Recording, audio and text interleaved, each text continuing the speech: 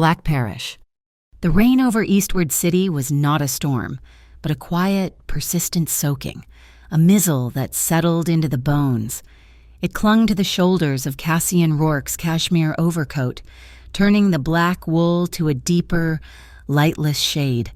He stood alone in the dark of St. Bridget's Cemetery, a place he despised for its quiet, judgmental stillness. He placed the white camellias at the base of the simple marble headstone, Maria Rourke, beloved mother. The stone was cold, slick with damp. Cassian's face was a match for it, carved and impassive, but his ungloved hand, the one that had held the flowers, gave a single, violent tremble before he clenched it into a fist at his side. He was the head of the Harbor Light Syndicate, a man who commanded the city's docks and its shadows, and he was still brought to this by a block of stone. A sound cut through the drizzle, not the wind, not the distant city traffic, a boot on gravel. "Are you the one who killed my father?" The voice was low, strained, but it cut like a stiletto. Cassian did not turn. He froze. Every nerve ending suddenly alive. The question hung in the wet air, an impossible accusation in an impossible place. He heard the gravel crunch again, closer. A distant church bell began to toll the hour, each chime a hammer blow. Slowly he turned. She was half hidden by the shadow of a weeping willow, wrapped in a dark trench coat that was too large for her. Her face was pale, her eyes red-rimmed from crying, but they were not soft. They were sharp, focused, and aimed directly at him. Then, a flash, bright, sudden, and blinding. Cassian's hand flew inside his coat, but he stopped. It wasn't a muzzle flash. It was a camera. She had been following him. For how long he'd been so lost in the ritual of the night that his senses had dulled. A fatal mistake. "Who are you?" His voice was a low growl, meant to intimidate, to put an end to this. It did not work. She took a step forward into the weak pool of light from a distant pathway lamp. "My name is Lila Arden." The name meant nothing to him. "You're trespassing," he said. "And you're a killer." Before he could answer, before he could dismantle her with a look or a word, something new appeared. A tiny red dot, dancing on the wet marble of his mother's grave. Then another, and a third. 3 red dots, laser sights. Ambush. His training, the brutal lessons of his life, took over. He did not think. He moved. He crossed the 2 yards between them in a single bound, his arm wrapping around her waist. He didn't grab her. He tackled her, pulling her down and backward, crashing hard behind the solid granite bulk of the neighboring tombstone. His body covered hers, shielding her from the incoming fire. He landed hard. The air knocked from his lungs, but he barely registered it. He smelled the wet wool of her coat, the faint scent of rain, and something metallic, like cold steel. Her body was rigid beneath him, a wire pulled taut. "Get off me," she hissed, struggling. "Stay down if you want to live," he ordered, his mouth close to her ear. The night erupted. The sharp crackle of suppressed gunfire tore the cemetery's silence to ribbons. Bullets thudded into the ground where they had just been standing. Chewing up the mud and grass, chips of marble exploded from the tombstone, shielding them. He ignored her struggles and risked a glance. He saw the muzzle flashes from the opposite hill, beyond the iron fence. Professionals. He made a sharp, 2-fingered signal into the darkness to his right. A moment later, a heavier, more authoritative gunshot answered from the cemetery gates. Jonah Pike, his shadow, his protector, was returning fire. The shooters were now occupied. A smoke canister arced through the air, landing near the front gates and filling the pathway with a thick, gray fog. Lila used the moment to shove him, wriggling free. She was on her knees, muddy and furious. "You didn't answer my question." "Are you insane?" Cassian snarled, pulling his own weapon, a sleek black pistol, from its holster. "We are being shot at." "Eri, this is because of you," she accused, her voice rising. She fumbled in her pocket, her hands shaking, but not from fear, from rage. She pulled out a heavy silver signet ring. Threaded through it was a minuscule USB drive. "This was my father's Miles Arden, he said if anything happened to him, I should look into the Helix crown. He said it was connected to you. The Helix crown. Cashin's blood went cold. He denied it. A reflex. I don't know any Miles Arden, and I have nothing to do with Helix. He was an investigator, she cried, thrusting the ring at him. He was getting close. Cassian looked at the ring, really looked at it, and he saw it, an insignia etched into the silver, almost invisible. An eagle, its wings spread, clutching a key. Yeah, Federal Integrity Service. He knew the name, not as a real agency. It was a ghost story, a rumor whispered in the underworld, a secret, untouchable organization that operated above the law. The boogeyman his mentor had warned him about, this woman's father was one of them, and he was dead. A new sound, a high-velocity crack, sharper than the others, split the air. It wasn't aimed at them. The stone angel perched atop his mother's grave exploded, the serene face, the folded wings, shattered into a dozen pieces, raining white dust and fragments onto the camellias below. It was a message, a personal, defiling taunt. The cold anger in Cashin's chest turned to white-hot rage. They had crossed a line. They had touched his mother's grave. He made a decision. He would live. And this woman, this complication, would live too. He would sort out her accusations later. First, survival. He lunged and grabbed her arm. She tried to pull away. Let go of me. We're leaving, he commanded, pulling her toward the smokescreen Jonah had laid. She dug in her heels, planting her muddy boots in the sod. If you're innocent, prove it. Tell me you didn't kill him. He stopped, yanking her close. Her rain-soaked hair stuck to her cheeks, and her eyes, those sharp, accusing eyes, were inches from his. You have to live to see the proof, he bit out, the words more violent than a blow. He didn't wait for her to agree. He seized her wrist. Her skin was surprisingly warm against his. A jolt of life in the cold, dead place. It was a small, delicate wrist, but he felt the pulse hammering beneath his fingers. Firm, fast, and alive. He held on, his grip like a manacle, and pulled her bodily into the smoke. Jonah, we're moving. He dragged her through the fog, past the rows of forgotten dead, his mind burning with one thought. The angel was broken, and someone was going to pay.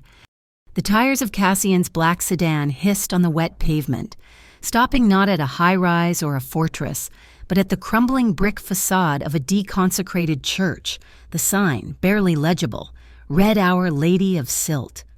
This was a Harbor Light safe house, a place of ghosts and shadows, forgotten by the city. Jonah Pike had already secured the perimeter, melting back into the rain, leaving Cassian to shove open the heavy oak door. The air inside was cold, thick with the smell of dust, damp plaster and old, dead incense.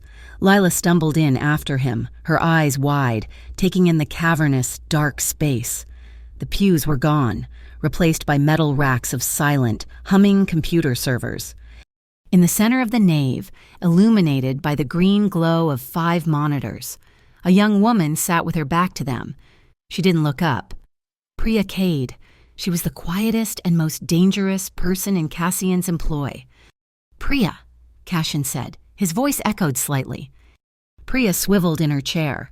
She looked at Cassian. Then her gaze flicked to Lila, assessing and dismissing her in a single second. You're bleeding. Lila instinctively touched her face, but Priya was looking at Cassian. He put a hand to his cheek, feeling a shallow graze from a marble chip. He hadn't even noticed.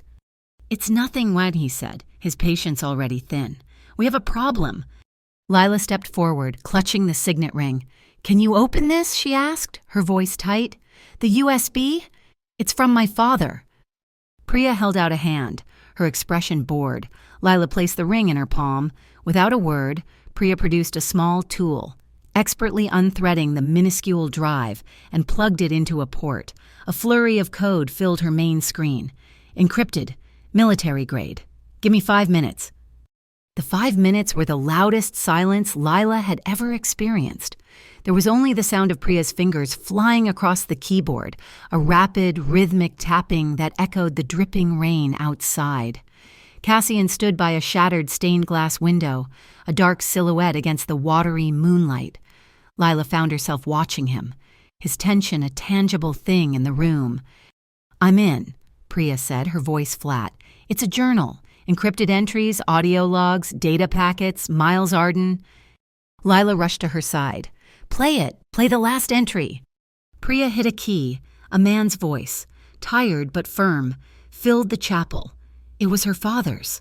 Lila's breath hitched, a small, wounded sound. The OUS is dirtier than I thought," Miles Arden's voice said. "Soren Vale is the bagman, not the boss. He's using the Office of Urban Safety as a front, laundering millions in ghost securities for the Helix Crown. They're funding something big, something called—" The audio file ended.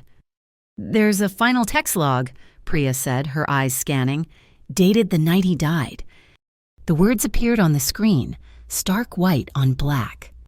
"They're moving on me. The leak must have been traced. They're sending a parish cleaner. If you're reading this, Lila, it's all true. Don't trust the police. Don't trust anyone. Ask Rourke about Black Parish." Lila's head snapped toward Cassian. The silence was absolute. The accusation was back, heavier this time, poisoned with her father's own words.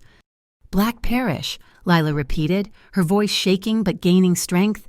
"He told me to ask you. What is it? What did you do to him?" Cassian finally turned from the window. His face was a mask of stone in the green light. "I've never heard that name." "My father is dead, that's his voice." "I don't know," Cassian said, his voice low, "but I'm lying." He walked slowly toward the monitors. Black Parish isn't a what. It's a who. It's a story, a legend, a shadow congregation that supposedly pulls strings in this city, in politics, in the unions, in the underworld. I never believed it was real. "But you've heard of it," Lila pressed, stepping toward him, invading his space. "From who?" Cassian's eyes were dark, haunted. "From my mentor, the man who raised me in this life, Eamon Black." The name hung in the air, heavy and damning. Lila stared at him, searching his face, looking for the lie. She saw the graze on his cheek. Still weeping, a thin line of blood. Before she could process the impulse, her hand was up, her fingers, cold from the rain, gently, tentatively, touched the skin of his cheek. It was like touching a live wire. Cassian's entire body went rigid, his eyes locked on hers. A current passed between them, sharp, undeniable, and dangerous. His hand shot up and clamped around her wrist, stopping her. His grip was not violent, but it was absolute, a band of steel. He held her, his thumb pressing into the frantic pulse at her wrist, for 1 second, 2, a lifetime. His gaze was warring with itself, a fight between a deep, cold control and a sudden, raw hunger. Then he let her go, dropping her wrist as if it had burned him. He turned away, scrubbing a hand over his mouth. "Priya," he said, his voice rough. "What else is on the drive?" Priya, who had watched the entire exchange with unnerving stillness, turned back to her screen. Miles Arden was an agent for the Federal Integrity Service. He was deep undercover inside Helix Crown for 18 months. He logged the shipment of a unique ordnance. She highlighted a line. Blank rounds, non-traceable, custom-milled bullets, the same type the coroner found in his chest. Lila felt her knees weaken. Her father, a spy. It was too much. "There's more," Priya said, her voice grim. "I cross-referenced the Helix shell companies your father was tracking. The money trail is a mess, but one transfer stands out, a $100,000 donation from the St. Bridget's Orphan Fund." Cassian went still. St. Bridget's. "It gets worse. Cassian," Priya said, finally looking at him. "The shell company it was wired to. It's a ghost, but the account it was routed through is real. It's a passive account, the Maria Rourke Memorial Fund." The air left the room. Cassian looked at Priya, his expression unreadable. Then a low, terrible sound rumbled in his chest. It was not a laugh, but it was close. "They used my mother's name," he whispered. It was the quietest, most violent sound Lila had ever heard. The blood drained from his face, replaced by a pale, burning rage. He turned, not to Lila, but to the darkness. He wasn't just angry, he was desecrated. They were framing him, using the one pure thing in his life as the murder weapon.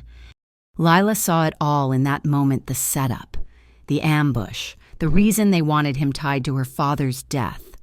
She took a breath, her own resolve hardening. "They're trying to pin this on you. They use my father's death to set a trap, and they're using your mother's memory as the bait." He slowly turned back to her. His eyes were not the eyes of the man by the window. They were the eyes of the Harbor Light Syndicate, cold and lethal. "I will help you," Lila said, her voice shaking but firm. "I have his files, I have his camera, but I have one condition." Cassian said nothing. He just watched her, his fury simmering. "We find who gave the order," she said, her voice dropping, echoing her father's determination. "We find the truth, not just blind revenge. I will not be a party to a mafia war that just buries more bodies." Cassian stared at her, the muscle in his jaw jumping. He saw her, really saw her for the first time. Not just a liability, not just a victim. She was her father's daughter. He gave a single, sharp nod. "We find the truth." But as he said it, Lila saw the fire banked in his eyes. He might have agreed to her terms, but the promise in his gaze was all his own. It was a promise of vengeance, pure and simple. The Harbor Light Arts Gala was not about art. It was about power. It was a cavernous, gold-lit room filled with the scent of expensive perfume and quiet, brutal negotiations. Cassian Rourke, in a perfectly tailored tuxedo, moved through the crowd like a panther, his presence a ripple of silence in the sea of chatter. He owned this event, this building, this night. It was his territory, and he was using it as a hunting ground. Beside him, Lila Arden was a different kind of weapon. Priya had found her a dress, a column of midnight blue satin that clung to her in a way that made her look both elegant and exposed. Her auburn hair was swept up, revealing the long, pale line of her neck. She looked breakable, but Cassian knew the steel in her spine. She clutched her camera, her only piece of armor, and scanned the room, her photographer's eye cataloging exits, faces, and threats. "The VIP lounge is on the mezzanine," Cassian murmured, his hand resting lightly on the small of her back. The warmth of his palm burned through the thin satin. "Oyus has the east wing. Jonah is in place. Priya is listening." "And what am I?" she whispered back, her voice tight. "The distraction." "You are the excuse," he said. "No one questions a beautiful woman in a room full of old men. Now, we need to get close to the director." The orchestra began a slow waltz. Cassian didn't ask. He simply turned, took the camera from her unresisting fingers, and slid one hand to her waist, lacing the fingers of his other with hers. He drew her onto the dance floor. It was a shock. Her body, stiff for a moment, molded to his. She was stiff, unused to this. He was not. He led her expertly, a fluid, controlled grace, this close. He could smell the rain still in her hair, and a fainter, warmer scent beneath it. Her hand was small in his thumb stroking the back of it absently as they moved. "Your left foot," he said, his voice a low vibration against her temple. "I know how to dance," she hissed, stumbling slightly.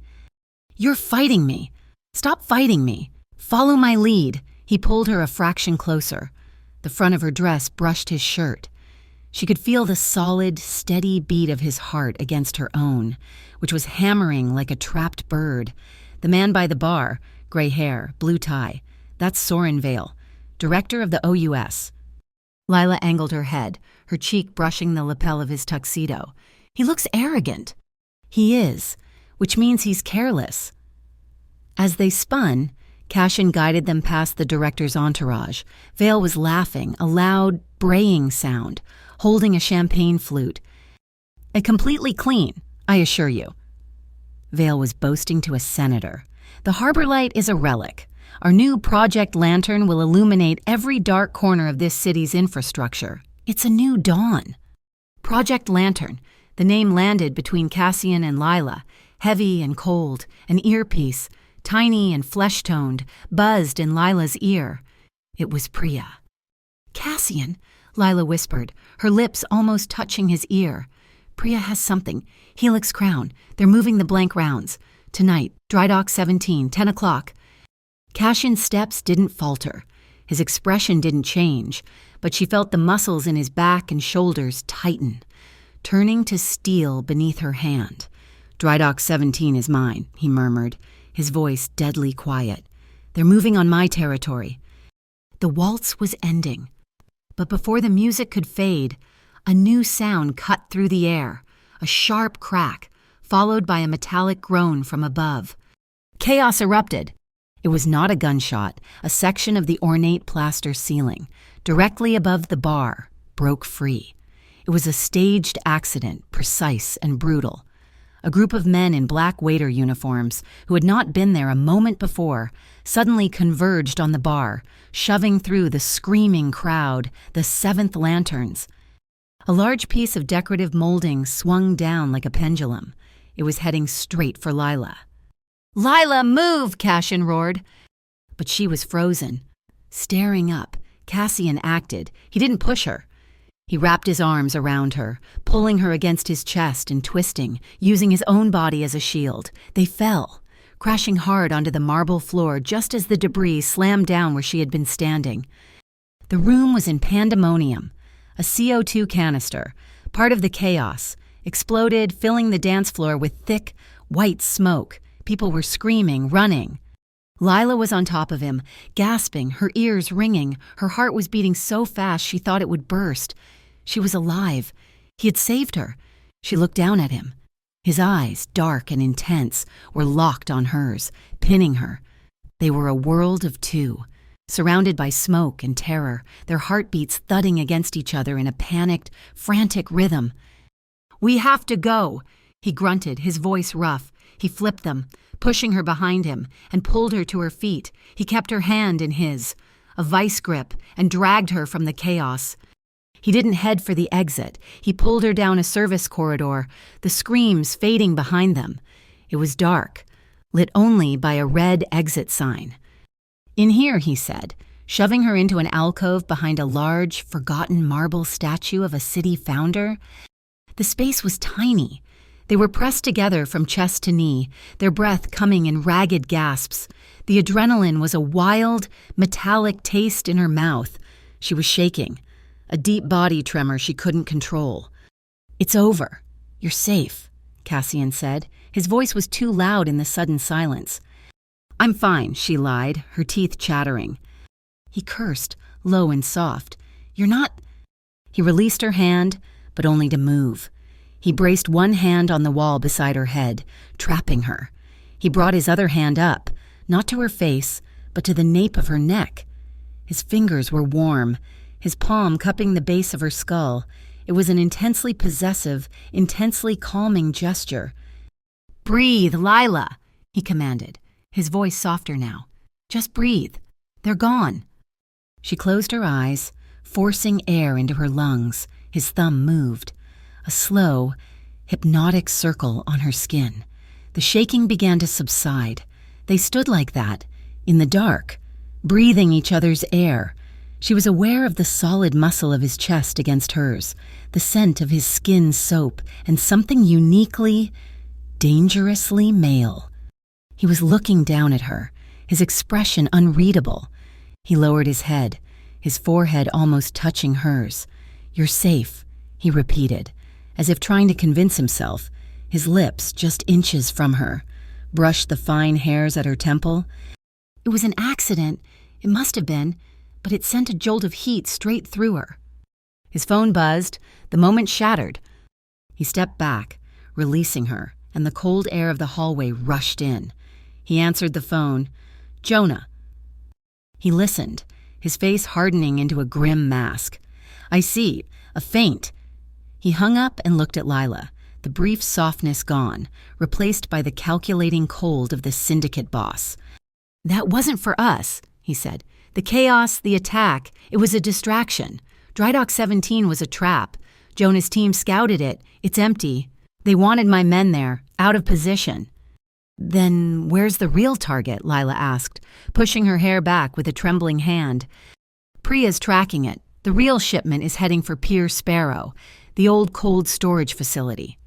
He started walking, and she had to hurry to keep up. "Priya's going back to the chapel to dig. Jonah's taking his team to Pier Sparrow to intercept." "And us?" she asked as they burst through a side door into the misty night. He stopped by his sedan, the engine already running, and looked at her. "You and I," he said, holding the passenger door open, "are going to make sure he's right."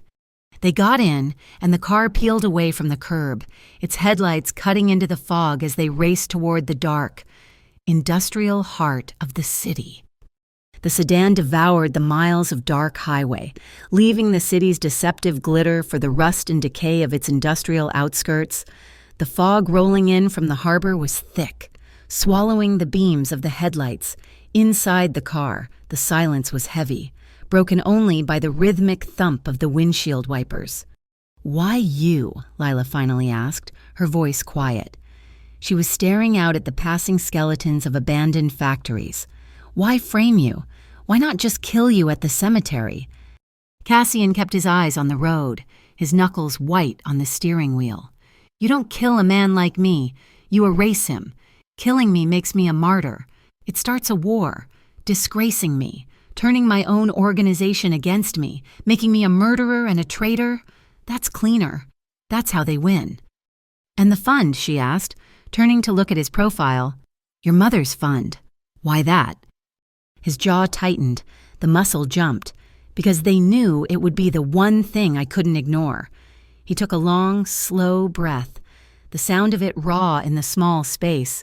"My mother, Maria, she was sick for a long time. The doctors in the public wards gave up on her." His voice was low, rough, stripped of its command. An OUS-sponsored program offered a new experimental treatment. They promised hope. It was a black fund, a slush pile for their pet projects, but I didn't know that then. He paused, the memory twisting his face. The treatment, it wasn't a treatment, it was a trial. She wasn't a patient, she was a test subject. It hastened things. It was agonizing. Lila's hand instinctively went to her mouth, a soft gasp. "I was 19, Cassian said, his voice flat and dead. "I sat by her bed, powerless, and watched her fade. I swore then I would never be powerless again. I would have so much money, so much control, that I could buy the decisions, all of them. The Harbor Light Syndicate. It wasn't about greed. It was about building a wall so high that no one could ever touch my family again. And they knew. They knew that using her name was the one way to gut me." The confession hung in the air, a raw, bleeding thing. Lila looked away, her own throat tight. She understood him, and that scared her more than his anger. "My father," she said, her voice barely a whisper. "He used to say you don't take a photograph with your eyes, you take it with your chest. He said if you couldn't feel the truth of what you were looking at, all you had was a pretty picture. He was always looking for the truth." She turned back to him. "He would have seen the truth in you, Cassian. He would have known." He looked at her then, a quick, sharp glance, and his expression was unguarded for a fraction of a second. It was a look of such profound, aching loneliness that it stole her breath. He downshifted, turning the car off the main road and into the desolate, red-bricked streets of Ashmore. The steel mill was dark, a colossal, sleeping beast against the sky. He pulled up to an old rectory, its wood siding peeling. "Wait here." He was gone for less than 5 minutes. He came back out, his face grimmer than before, and got into the car. He said nothing, just tossed a heavy, leather-bound book onto her lap. It was an old baptismal register. "What is this?" she asked. "Father Callan," Cassian said, his voice tight. "He was my mother's oldest friend. He said she gave it to him for safekeeping years ago, said it was a list of souls who'd lost their way." Lila opened it. The pages were filled with elegant, old-world script, listing baptisms from the 50s and 60s, but in the margins, in a different, fainter hand, was another list, coded names, aliases, and at the top of a page, a heading, Perishers. It was a list of the Black Parish. Her fingers traced the names, and then she found it, a name, written clearer than the others, with a small, chilling note beside it. Eamon Black, the harbor's godfather. Lila looked up at Cassian. He was staring straight ahead, his hands gripping the steering wheel so hard she thought the leather might tear. His jaw was set like iron. He had seen it. The man who had raised him, his mentor, was at the heart of the rot.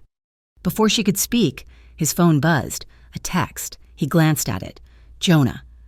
He hit a button, putting the call on the car's speakers, but it wasn't Jonah's voice. It was silence. Then a scuffle. A grunt of pain. The line was open. Jonah, Cassian yelled, his voice a thunderclap. A voice, muffled and panicked, came through. It was one of Jonah's men. Boss, it's a trap pier, Sparrow. It's empty. They were... the sound was cut off. And then, a new sound. A sharp, distinct, high-velocity crack. The sound of a blank round being fired, then another and another. They're executing them, Cassian whispered, his voice hollow. He slammed his foot on the accelerator, the car lurching forward, fishtailing on the wet pavement as he spun it around, heading back toward the highway. Cassian, stop! Lila yelled, grabbing his arm. What are you doing? He's my man, he roared, his control shattering. I'm not leaving him. They're dead. You heard the shots, you go in there, and you're dead too. They're waiting for you. This is what they want. He shoved her arm off. I don't care. I do, she screamed, lunging across the console and grabbing the steering wheel. We need proof. Cassian, not just more bodies. We need to be smart, not angry. It's the only way we win. He slammed on the brakes, the car skidding to a halt in the middle of the empty, fog-shrouded street. His chest was heaving. He was a second from throwing her out of the car. He stared at her, his eyes wild. She didn't back down. She met his gaze, her own eyes fierce, pleading. Don't let them win by making you a monster. Don't. The fight in him warred with the cold, hard logic of her words. He was the king, and his men were being slaughtered. His instinct was to burn the world down. But she was right. Trust. She was asking for it, and she was offering it. Slowly, painfully. The madness in his eyes receded, replaced by a cold, calculating fury. His phone buzzed again. A new message, this time from Priya. He opened it. A video file. He played it. It was Lila, or a version of her. It was doctored footage, pieced together from her social media, from grainy surveillance, a deep fake. Her voice twisted. In the video, she was tearfully confessing to the police, claiming she saw Cassian Rourke execute her father in cold blood. My God, Lila breathed, staring at the screen. Project Lantern. It's a plan. To frame you. They were going to use me as the star witness. She was shaking, a mixture of fear and pure, unadulterated rage. She bit down on her lip, a nervous, angry habit, and she bit too hard. A bright bead of crimson welled up. She didn't notice, but Cassian did. He reached out, his motion surprisingly gentle. He put one finger under her chin, tilting her face to his. You're bleeding, he said, his voice suddenly quiet. His thumb moved from her chin to her mouth, gently, brushing the drop of blood away from the corner of her lip. The gesture was slow, deliberate. His thumb was rough, calloused, and it grazed the soft, full skin of her bottom lip. They both froze. The world compressed to the space of inches between them. The fog, the dead men. The conspiracy had all vanished. There was only the heat of his skin on hers, the sudden, sharp pull of awareness. His eyes dropped from her eyes to her mouth. She could feel his breath, warm and hesitant, against her cheek. Her own breathing stopped. They were chest to chest, the remnants of adrenaline and a new, far more dangerous, energy crackling between them. He held the pose for a heart-stopping moment, his dark eyes searching hers. Before he snatched his hand back, he turned, hitting the dashboard. "She's right," he said to himself, his voice thick. He looked at her, his gaze now clear, sharp, and absolutely lethal. "Priya's plan is too slow. Jonah's compromised. They're playing chess and we're playing checkers." He put the car in gear. "If they want to use a false witness, we'll give them a real one." "What are you talking about?" Lila asked, her lips still tingling from his touch. "They want to frame me using a ghost," Cassian said, his voice pure ice. "We're going to flip the board. We're not going to pierce Sparrow. We're going back to the city." He turned the car, his movements precise and controlled. "We're going to get the truth from the source. We're going to abduct Soren Vale." The OUS data center was not a fortress. It was a cathedral of glass and steel, disguised as the Eastward City Digital Museum. It was all sterile surfaces, interactive displays, and the quiet, pervasive hum of massive servers hidden beneath the floor. It was also Soren Vale's personal kingdom.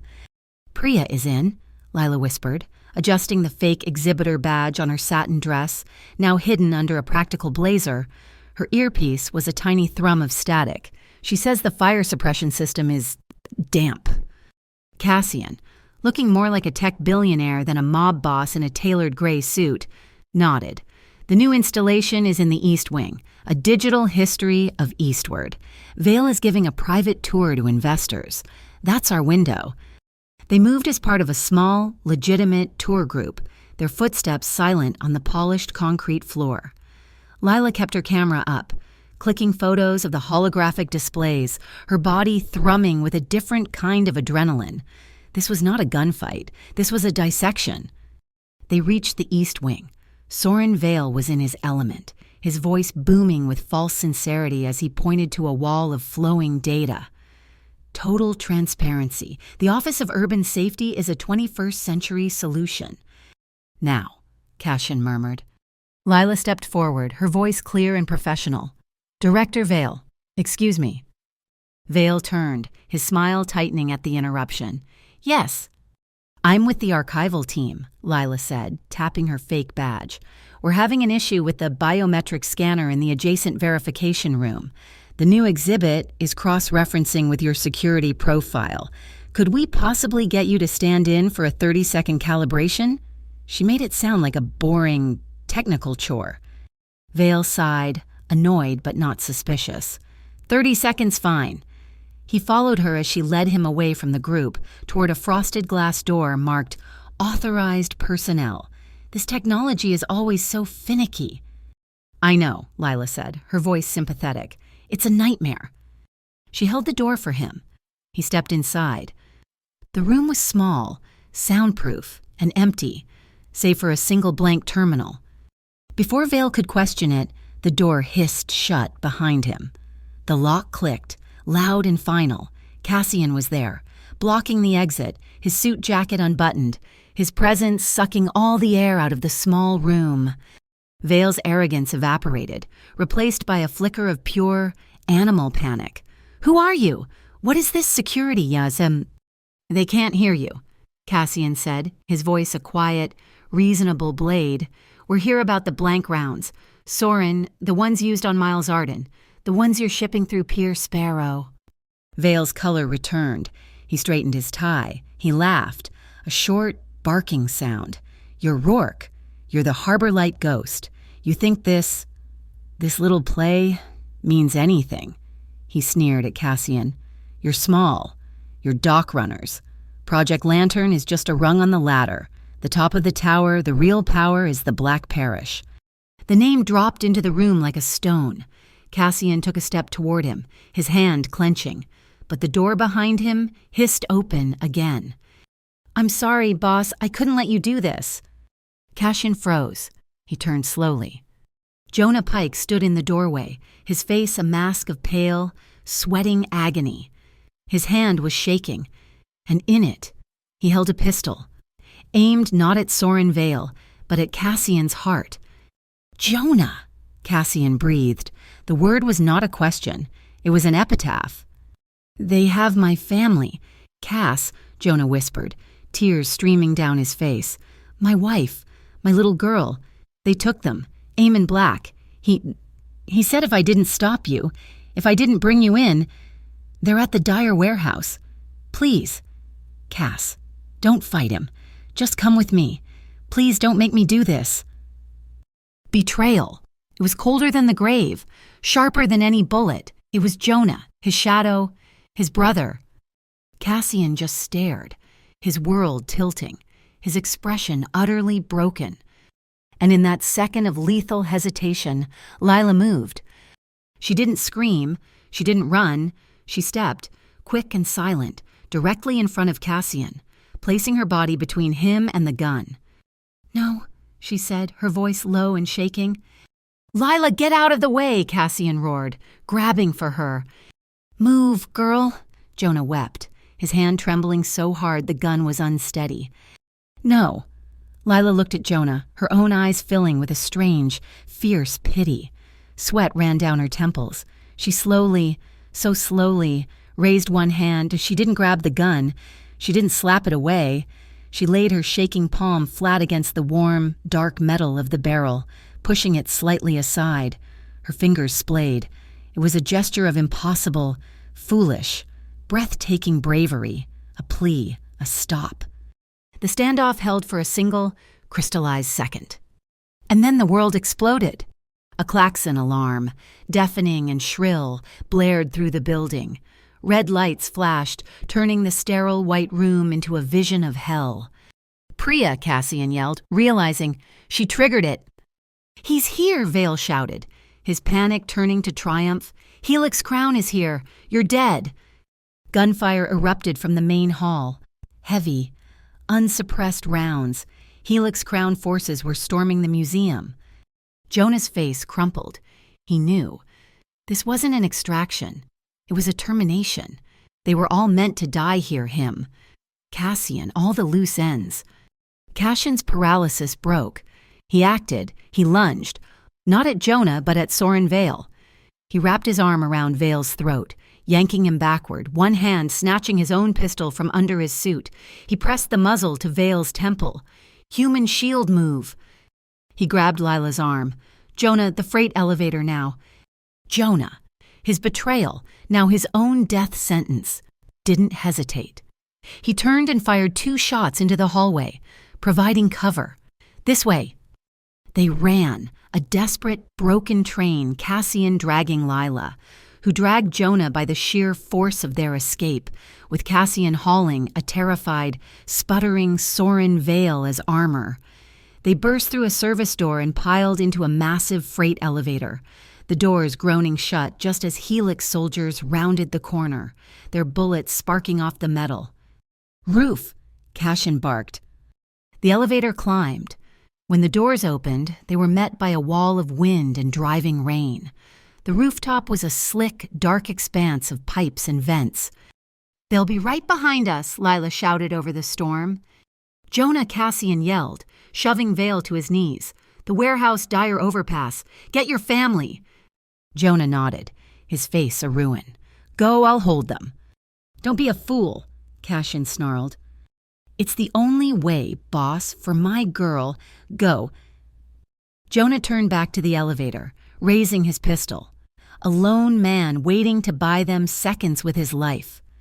As Cassian pulled Lila toward the edge of the roof, a single warning shot cracked behind them. It wasn't at them. It was at the sky. Jonah, maintaining his cover to the very end. "We have to jump," Cassian yelled, pointing to the roof of the adjacent, lower building. It was a 12-foot gap. Just wait." Soren Vale spat from the ground, the rain plastering his hair to his skull. He was looking at Lila. "He's not worth it, you little fool. Your father died for asking the wrong questions. He asked about the parish. He got what he deserved." Lila froze. The world stopped. Her father. The words hit her like a physical blow, knocking the breath from her, rooting her to the spot. Cassian saw it. He saw the life drain from her face, the paralyzing shock. There was no time. The elevator bell dinged behind them. He didn't speak. He didn't warn her. He scooped her up, one arm under her legs, the other around her back, lifting her as if she weighed nothing.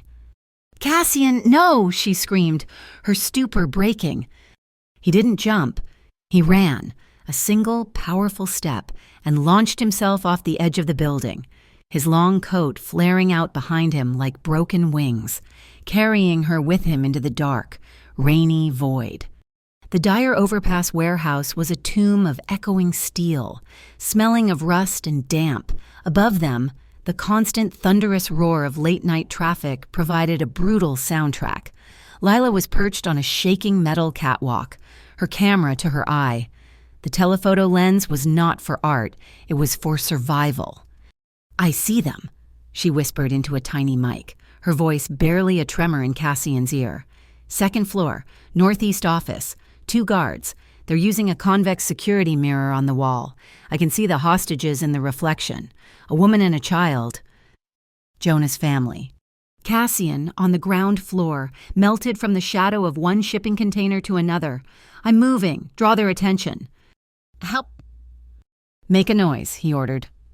Below her, Lila saw 3 members of the 7th Lanterns. Armed with more than just guns, they carried short, ugly-looking blades and lengths of iron chain.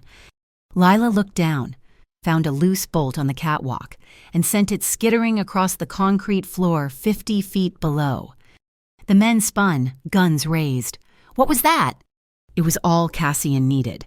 He exploded from the shadows, not as a man, but as a force. He didn't use his gun. The noise would compromise the rescue.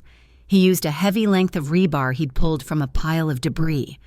He moved with a speed that was terrifying, breaking a wrist, then a knee. A second man came at him with a chain, whipping it in a low arc. Cassian ducked, the metal links sparking where they hit the wall. He grabbed the chain, yanking the man forward into a brutal headbutt. The third man, larger, faster, lunged with a knife. "Cassian, left!" Lila screamed. Cassian twisted, but the blade was long. It raked across his left forearm, slicing through his suit and deep into the muscle. He grunted in pain but didn't stop. He drove his elbow back, catching the man in the throat, and the fight was over. He staggered back, breathing hard, blood pouring from his arm. "Lila, bandages! Now!" She was already moving, pulling a compact first aid kit from her camera bag. She didn't throw it.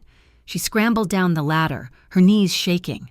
She reached him, her hands trembling as she tore open a pressure bandage. "Hold it there," she ordered. Her fingers were frantic, slick with his blood as she tried to wrap it. Their eyes met, his burning with adrenaline and pain, hers wide with terror. A silent, fiery exchange. A new sound, a gunshot from the second floor. Jonah. He had appeared from a ventilation shaft, a ghost in his own rescue. Cassian watched, helpless, as Jonah tackled the first guard outside the office. The second guard raised his rifle, but Jonah was faster. He rolled, came up with the guard's pistol, and fired twice. He didn't hesitate. He kicked open the office door, grabbed his terrified wife and daughter, and shoved them behind him. The lanterns holding them turned, but Jonah was a man redeemed by rage. He fired, his shots precise, clearing the room.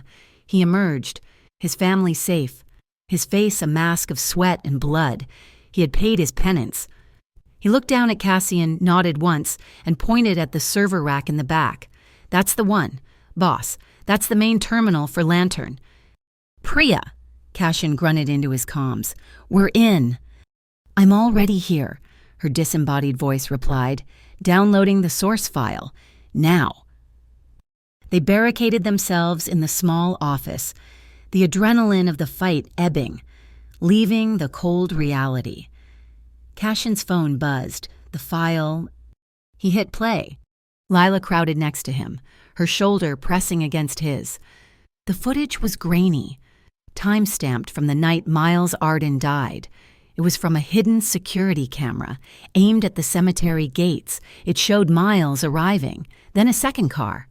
A man got out, his face hidden in shadow, but his build familiar. The man stepped into the light, and Lila choked. Eamon Black. He was holding a pistol, Fitted with a custom attachment, he raised it. The video was silent, but they saw the muzzle flash. They saw Miles fall. Eamon Black, Cashin's mentor, his father figure, was the killer. Priya's voice came over the line. "It's worse. I'm running an analysis on the drive's metadata. The blank rounds, they're stamped with a maker's mark. It's almost microscopic." A second image appeared, a close-up of a recovered slug, an etched symbol, a stylized P. "Perish," Cashin whispered. The word was hollow, dead. Lila looked at Cassian. He wasn't a mob boss. He was a man whose entire life had just been revealed as a lie. "We need to stitch that arm," she said, her voice surprisingly steady. The office had a small, dusty bathroom. She sat him on the closed toilet lid, under the single flickering bulb. The rain began to hammer on the tin roof, a sudden, violent downpour. She found a suture kit in the first aid box. "This is going to hurt." "Everything hurts," he replied, his voice flat. He didn't flinch as she cleaned the wound, her touch gentle but firm. He just watched her. He watched the intense concentration in her eyes, the way she bit her lip, the slight tremor in her fingers that she couldn't control. He watched her mend him, and he realized, with a terrifying, sinking clarity, that he trusted her. The trust had become a need, a deep, pulling anchor in the storm of his life. She pushed the needle through his skin for the first stitch. He hissed, a sharp intake of breath. "Sorry," she whispered. "Don't be." She worked in silence, the only sounds the rain on the roof and their shared breathing. When she tied off the last stitch, her fingers were covered in his blood. She looked up, and her breath caught. He was still watching her, his gaze so intense it was a physical touch. They sat there, inches apart in the small, dim room. The rain hammered down. Slowly, his good hand came up. He didn't touch her face, he just hovered, his fingers near her cheek. She didn't pull away. It was all the permission he needed. He cupped her jaw, his thumb rough against her skin, and tilted her face up to his. He leaned in, and his lips met hers. It was not a gentle kiss. It was deep and slow and raw. It was a kiss of shared trauma and desperate, aching need. It was the cemetery and the gala and the warehouse, all compressed into one single, devastating moment. His hand moved from her jaw to the back of her neck, his fingers tangling in her hair, pulling her closer. Lila's hands came up to his chest, her fists clenching his shirt. She kissed him back, a silent, frustrated scream pouring into him. She broke away first, gasping, her forehead resting against his. "Cassio," she breathed. It was a prayer or a curse. He kept his eyes closed, his own breathing ragged. "From my mother's grave to here," he said, his voice thick, almost broken. "You are the only thing that's made me want to live right." The words shattered her. She pulled him back, her mouth finding his again, and they fell back against the wall, a desperate, clumsy tangle of limbs and coats. Their jackets slipped from their shoulders. His hand slid down her back, pressing her against him, feeling the hard, frantic beat of her heart against his. It was a respectful, consensual claiming. His lips moved from her mouth to her jaw, his breath hot on her skin. They stopped, both of them breathing hard, the moment suspended on a knife edge of wanting. He pulled back, his forehead pressing against hers, his eyes closed, his hand found hers, their bloody, trembling fingers lacing together. They stayed like that, anchored, the rain their only witness. "We can't," he finally said, his voice a low groan. "I know," she whispered, her own voice shaking. "Not until this is over, not until they pay." He looked at her, his dark eyes filled with a promise that was more profound than the kiss. "We can't let this distract us." She nodded, tightening her grip on his hand. "We earn it, the truth first." He leaned in and gave her one last chaste kiss on her forehead, a seal on their new, unspoken pact. They had found each other in the dark, but they would not let themselves be whole until they had dragged their enemies into the light. The city turned on them, Black Parish. it seemed, was not just a shadow, it was the hand that controlled the puppets. Within 12 hours, Cassian Rourke was the most wanted man in Eastward City. An anonymous tip, no doubt from Eamon, had officially linked him to the murder of FIS agent Miles Arden. The OUS, now acting as the parish's private army, began a systematic, brutal sweep of the city, cleaning the streets by hitting every known Harbor Light property. But the most personal blow came from the press. The morning tabloids, delivered to every doorstep, featured a grainy photo from the gala Leela in her blue satin dress, her face turned up to Cassian's, their bodies close on the dance floor. The headline was a masterpiece of slander. Mafia Boss's new mole did she lure her father to his death.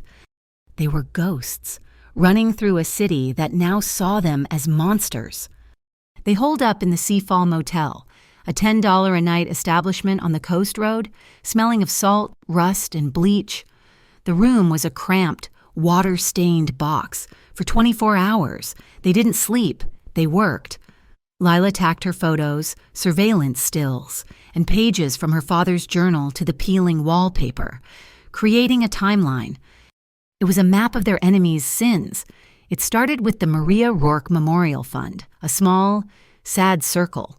From there, an arrow pointed to the OUS Slush Fund, another arrow to Project Lantern, a third to the St. Bridget's Orphan Fund, and at the center, a large, dark circle drawn in Lila's marker, Eamon Black.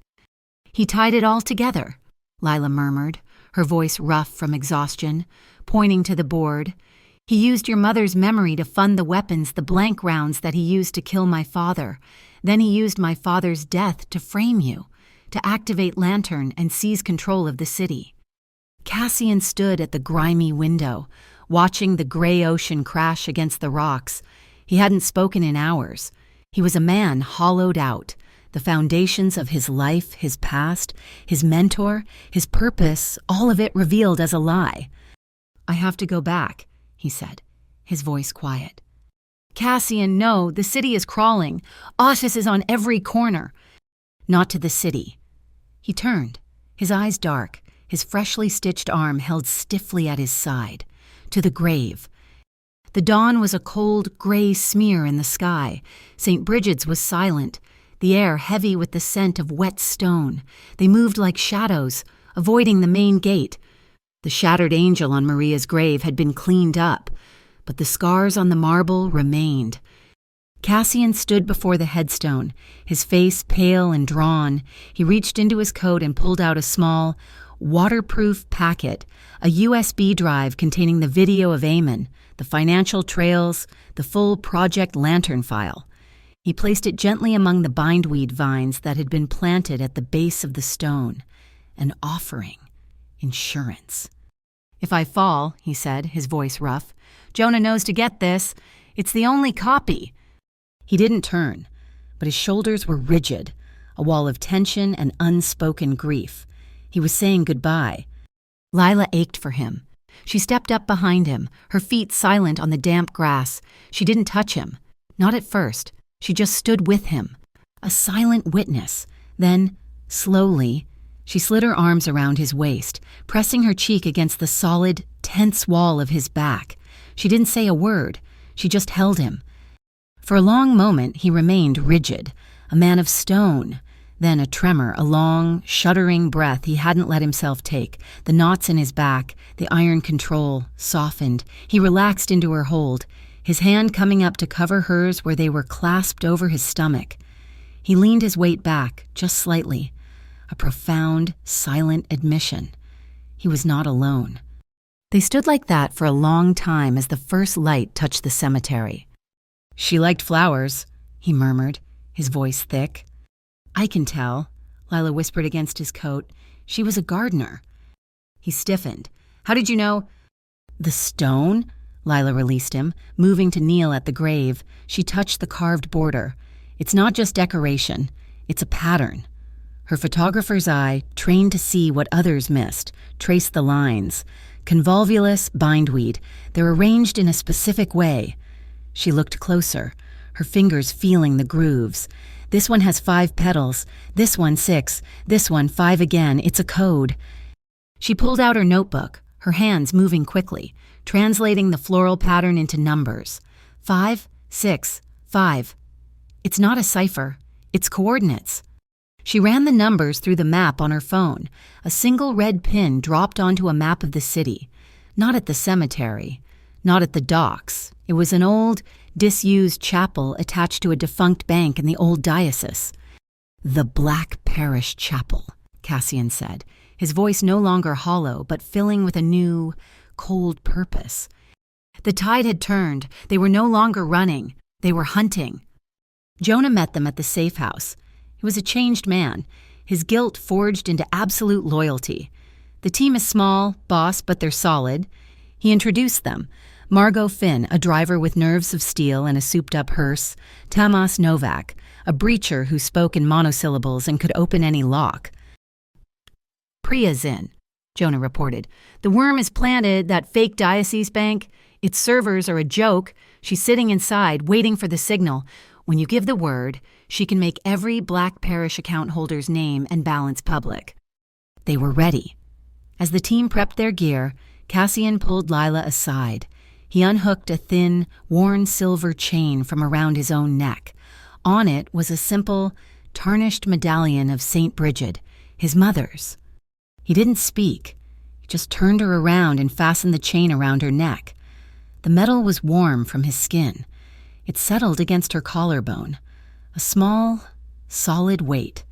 She turned to face him, her hand going up to touch it. "Hold this," he said, his voice low, his dark eyes locked on hers. He took her hand, the one covering the medallion, and held it in his. "And at the end, whatever happens, don't let go of my hand." She nodded, her throat too tight to speak. This was more than a kiss. It was a vow. "Eamon started this at my mother's grave," Cassian said, turning to his small, loyal team. "He used her memory to build his lies. It's time we end it there. We're going to confront him. We're going to make him confess in front of his own people." "It's a suicide mission, boss," Jonah said quietly. "It's a reckoning," Cassian replied, his hand still holding Lila's. "We're going back to St. Bridget's." The safe house, the abandoned chapel of Our Lady of Silt, had become their war room. The old stone altar was covered in maps of St. Bridget's, blueprints of the crypts, and Lila's surveillance photos. The air was thick with the ozone hum of Priya's equipment and the metallic smell of weaponry. "The plan is a three-pronged spear," Cassian said, his voice low and commanding, echoing slightly in the sanctified space. He pointed to the map. A, B, and C, prong. A audio and offense, Margot, Tamas. Margot Finn, their driver, spoke first. "The hearse is ready. Engine's been tuned. It's invisible." Tamas Novak, the silent breacher, tapped the map. Prong C, the exit. The south crypts are a labyrinth, but they exit into the old storm drain system 2 blocks away. I've cleared the passage. It will be our way out. Lila looked at Tamas. "But what about the blank rounds? We saw what they did at the pier. We can't fight that." Thomas didn't smile. He held up a heavy, dark metal disc the size of a dinner plate. "We don't fight. We disrupt. Eamon's parish bullets are non-traceable. Yes, but they are guided by a microfrequency. These," he indicated a crate of 6 discs, "are localized electromagnetic jammers. We plant them on the key tombs around the main crypt. When activated, they create a 30-foot dead zone. Any round that enters it goes blind. They won't know why their weapons are failing until it's too late." "Prong B," Cassian continued, "is the data trap Jonah Pike," his face now etched with a grim loyalty, stepped forward. "I've made contact. An independent journalist, Alice Thorne. She's fearless and she hates the OUS. I've given her a locked file. If I don't send her the all-clear code by 1 a.m, the entire Lantern file, including the video of Eamon, goes public. It's a dead man's switch." "And Priya?" Lila asked. The voice of their hacker came from a secure speakerphone in the center of the altar. "My part is the kill shot. The intel says Eamon is holding this penance service to consolidate power after the OUS sweep. He'll have the entire parish leadership there. They'll be checking in. I'm waiting for Eamon's personal signal to ping the network. The moment it does, I have my handshake. The bell, Cassian said, the chapel bell at St. Bridget's, Priya confirmed. I've piggybacked its old electronic striker. At precisely 12, when the bell tolls, it sends my worm. If Eamon's signal is in range, the data trap springs. It won't just leak the lantern file, it'll drain the offshore accounts of every parish member in attendance and send the records straight to the journalist. It's the end of all of them. The team broke, loading the hearse with the heavy jammers. Cassian stayed with Lila. You're the real trigger, he said quietly. Priya's trap only works if Eamon is there and engaged. You have to hold him. Lila paced, her hands clenched. I just walk up to him. You killed my father. Why did you do it? No. Cassian caught her shoulder, turning her to face him. His eyes were intense. You can't accuse him. You have to make him confess. Eamon is a narcissist. He's proud of what he's built. You don't ask why. You ask him how he could be so brilliant. Brilliant, she recoiled. He's a monster. He's a monster who believes he's a god, Cassian said, his voice dropping. You ask him, how could you use my father's death to frame the harbor light? You ask him, how did you think to use my mother's fund? You make him tell his story. You make him brag. And how will I know? She whispered. How will I know when he's on the hook? Watch his hands. Cassian's own hand gently touched her cheek, a stark contrast to his words. He wears a silver signet ring. When he's lying, his hands are perfectly still. But when he's telling his truth, when he's proud, he twists it, counterclockwise. When you see that ring move, you've got him. Push harder. She leaned into his touch, her eyes closing for a brief second. Later, as the light failed. Cassian stood alone by the broken stained glass window. He took out his phone, his thumb hovering over the record icon. He started a new voice memo. He didn't speak for a long time. Mom, he finally said, his voice thick and rough. I'm at St. Bridget's tonight with Eamon. I'm not the man you raised. I know that. But I'm trying to be... I chose the truth over loyalty. I chose her. Whatever happens, I hope you'd understand. He stopped the recording, saving it to the cloud. A digital message in a bottle. The final call came in. It's confirmed, Jonah said, walking back into the chapel. Eamon is holding a midnight service at the old parish crypts. They're all there. It was time. Lila's hands were shaking as she slung her camera bag over her shoulder. The silver medallion he had given her, Maria's, felt heavy and cold beneath her shirt. It's okay to be scared, Cassian said, appearing in front of her. I'm terrified. He didn't offer empty platitudes. He simply reached out and took her shaking hand, lacing his fingers through hers. He drew her close, not in an embrace, but in a silent promise. He lowered his head, resting his forehead against hers. They stood there, two pillars in the dusty silence, breathing the same air, sharing the same fear, drawing their courage from each other. I won't let you fall, he murmured against her skin. I know, she breathed. Lila pulled back just enough to fumble in her bag. She pulled out an old Polaroid camera. Lila, really? Yes, really, she said, her voice watery but firm. She raised the camera with one hand, her other still locked in his. We need this. A promise. That we come back. She angled the camera, capturing the two of them, their hands clasped, their foreheads almost touching, two exhausted warriors against the backdrop of the ruined chapel. The flash was a brief, blinding white. The camera whirred, spitting out the square of film. She took it, watching their images slowly emerge from the gray emulsion. We'll put this on her grave, Lila whispered, when we're done. Cassian took the photo from her, his throat tight. He looked at their faces, at their joined hands, and slid the developing picture into his inner coat pocket, where it rested against his heart. It's time, Jonah called from the door. Cassian nodded, his hand still holding hers. They walked out of the chapel together, stepping into the darkness of the waiting hearse, ready for the final reckoning.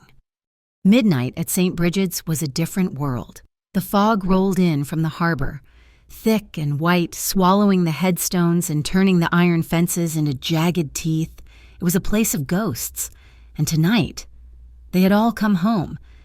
A procession of dark figures moved through the mist, their footsteps silent on the damp grass. Eamon Black, his silver hair a stark white in the gloom, led them. He wore a simple black robe, indistinguishable from his followers, save for the heavy, intricately carved silver rosary he held.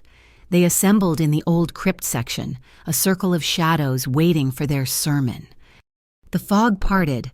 Lila Arden stepped forward into the weak circle of light, alone.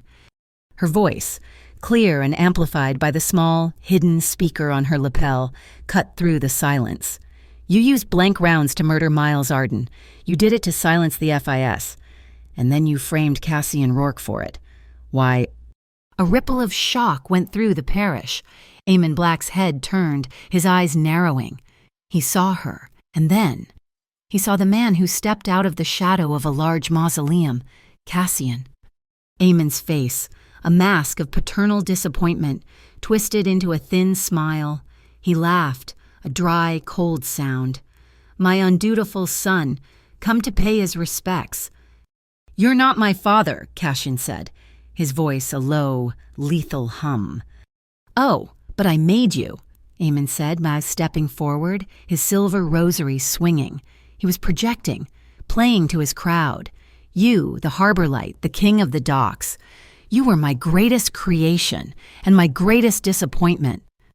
He looked at Lila, his gaze filled with contempt.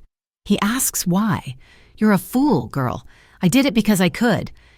You used my mother's name, Cassian snarled, taking a step. Of course I did. Eamon's voice rose, filled with a sudden, manic pride. He began to twist the large silver ring on his pinky finger, counterclockwise.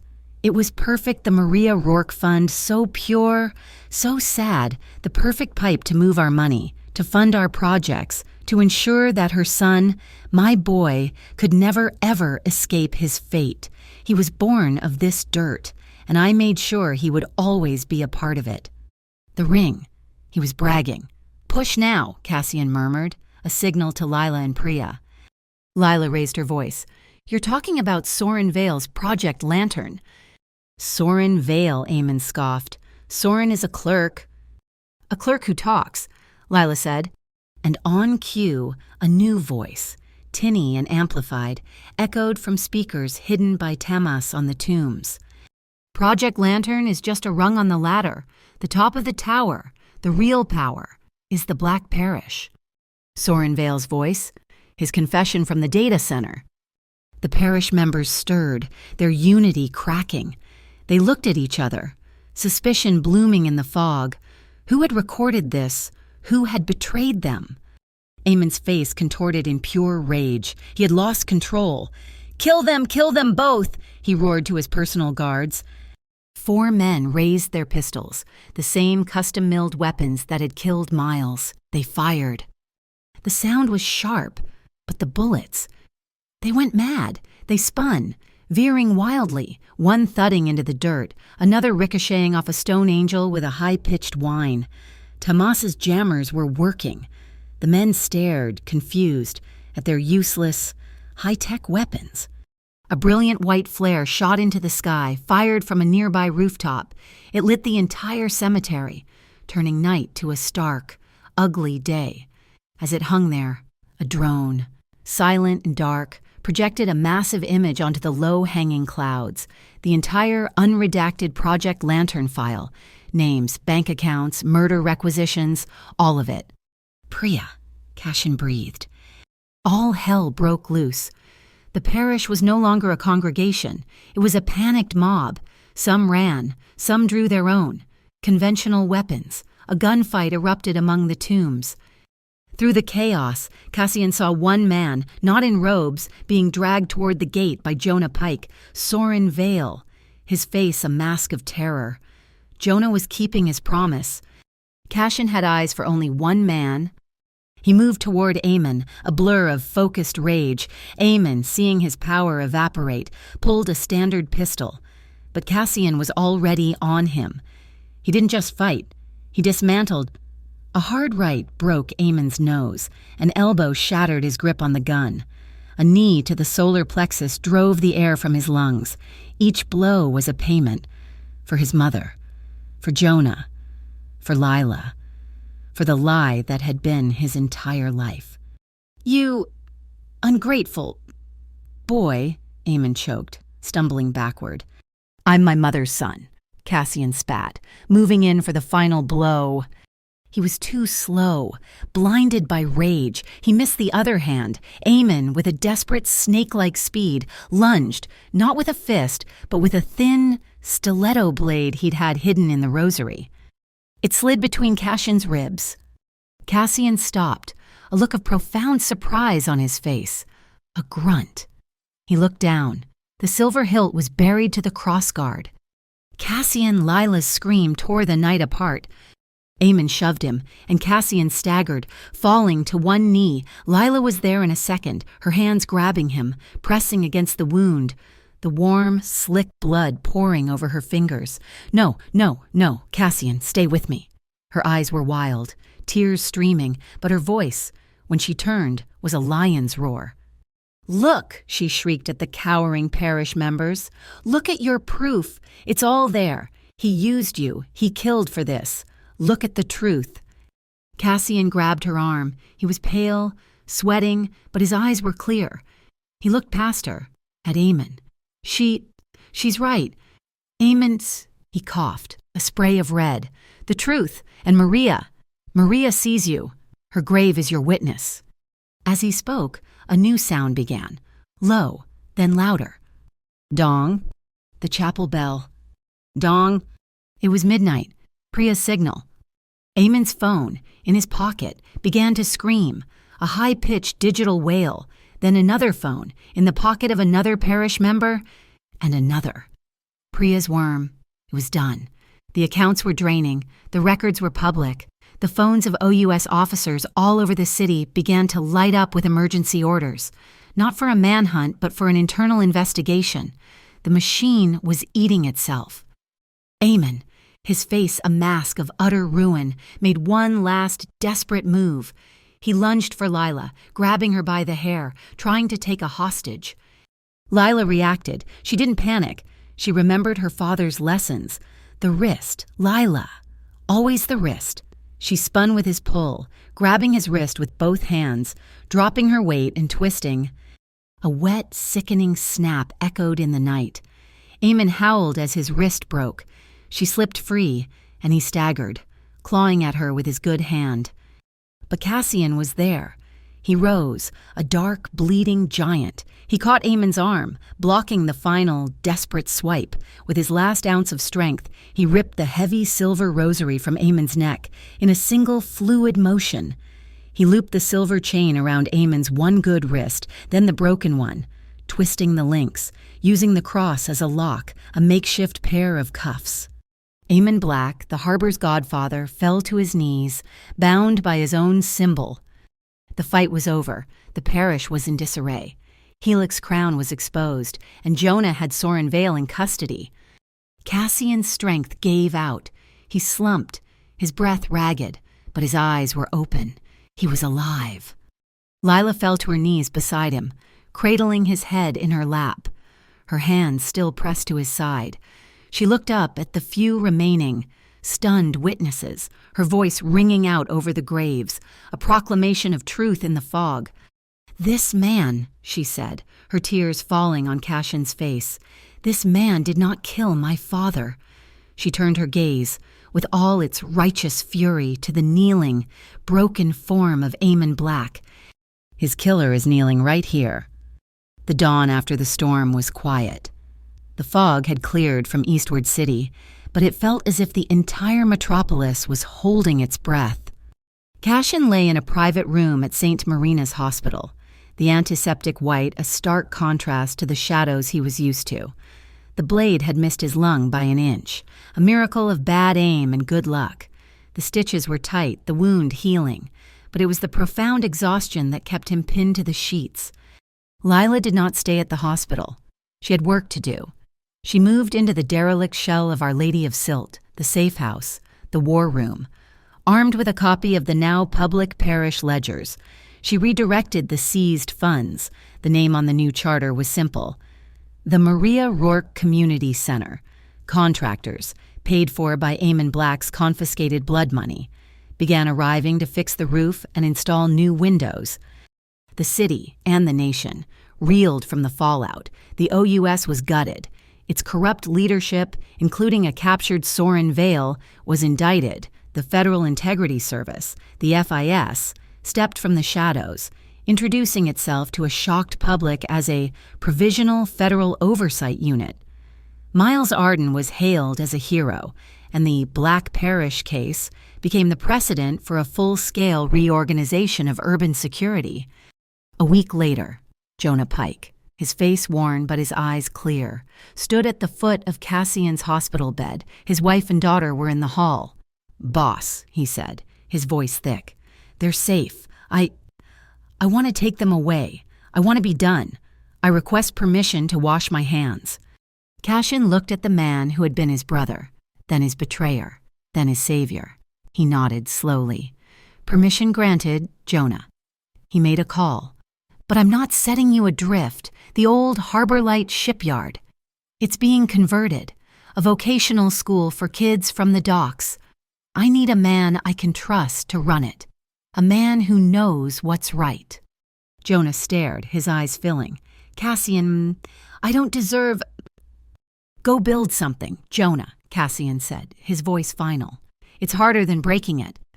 Priya Cade, true to form, never appeared, but a new, anonymous blog called Lantern Watch went live, led by an unseen moderator. It began a systematic, brilliant campaign of tracking and exposing corporate money laundering, becoming the terror of the city's corrupt elite. The air was cool when Cassian was finally released. He didn't go to his penthouse. He went to St. Bridget's. Lila was waiting for him at the gate, her hands tucked into the pockets of a worn peacoat. They didn't speak. They just walked, his steps still stiff, his arm bandaged beneath his new coat. They stopped at Maria's grave. The shattered angel was gone, the stone clean.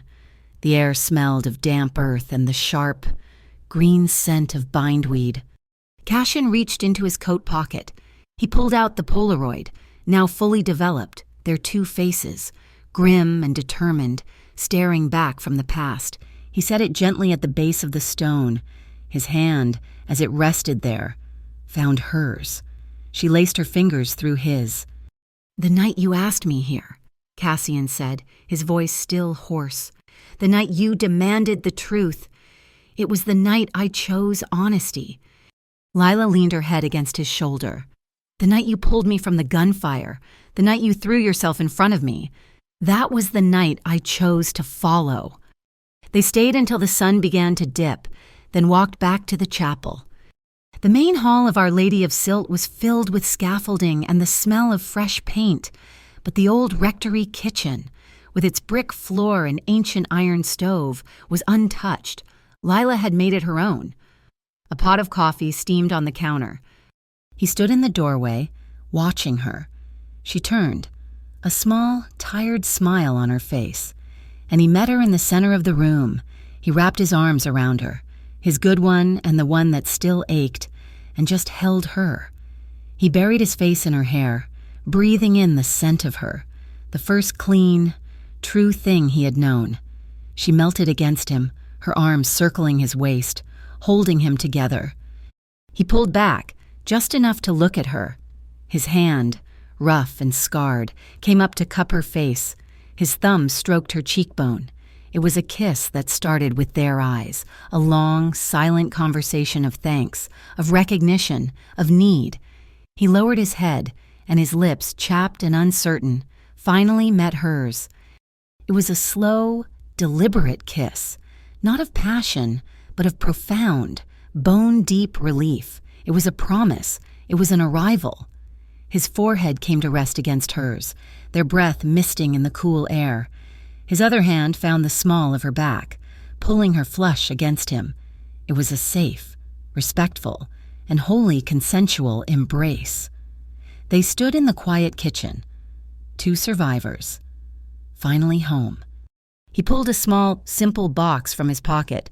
"I was a man defined by chains," he murmured, "by loyalty that was a prison, by a past that was a cell." She opened the box.